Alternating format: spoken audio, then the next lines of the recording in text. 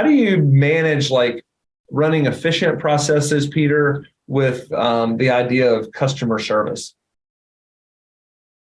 Yes. Well, if your processes are efficient, you should have more time for customer service. So there's a great quote. I forget who said it first, but automate the ordinary so that you can personalize the extraordinary.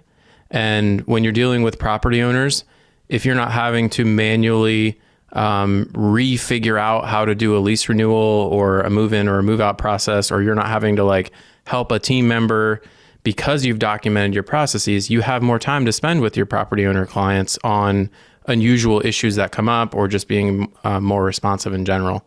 So that's how I think about process. I think some folks get the idea that like everything is automated and it's like a machine or an AI running the background, and like no, we never talk to our clients, and it's, you know, it couldn't be further from the truth. I mean, there's a limit to what you can automate and systematize, and there's a lot of low-hanging fruit there, but there's plenty of, you know, person-to-person interaction and opportunities to shine in customer service.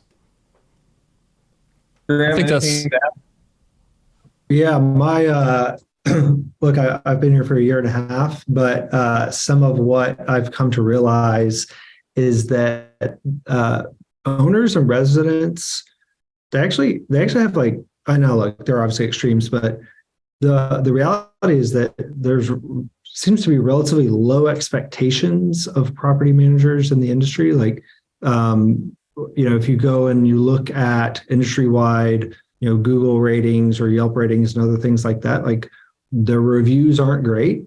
And so I think that if you can be, like I was talking about this earlier with our COO, but if you can be consistently average, that's actually better than average, because at least you're consistent.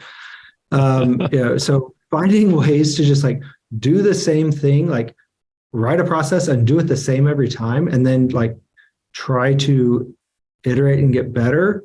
And I think that that applies to customer service, because you know exactly what you're trying to accomplish by following this particular process, and that consistency is in itself, I think, like a form of good customer service. Like being very clear with an owner that, like, no, that is not a service that we offer, right? Like going down, okay, you know, the courthouse like closes in 25 minutes and your property taxes are due, and they call you and like cut a check and run down there and get this thing deposited. Like, no, I'm sorry, but that's not something that we do, right? Like that, yeah, it's not bending over backwards for them. It's just being very clear and direct about like what we can accomplish and what we can't accomplish.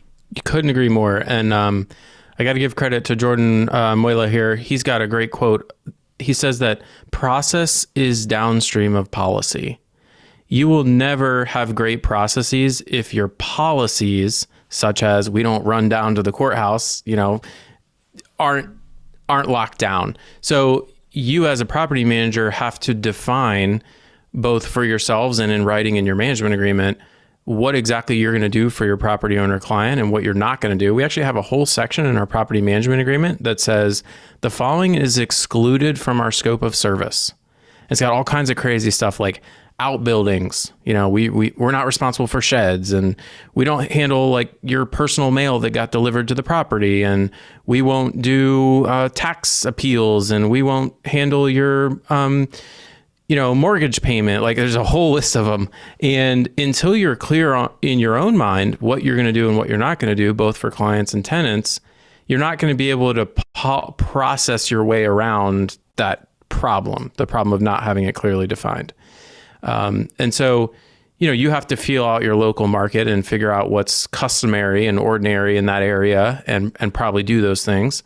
And it's really challenging because property owners will, just like tenants, they'll give you a sob story, or they'll even promise, you know, we're buying 100 properties this year. And if you, you know, they'll tell you all kinds of stuff to try and get you to make an exception to your normal process.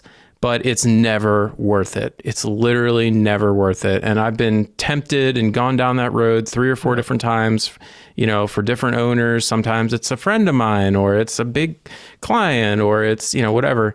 It's just never good. So once you get that locked down and you sort of get to the point where you're just like, nope, we don't do that. Nope, sorry, nope, we don't do that. Now your processes can really get dialed in and get really tight and just execute super smooth every time. And your training for your team can be really consistent, and just everything gets smooth from there.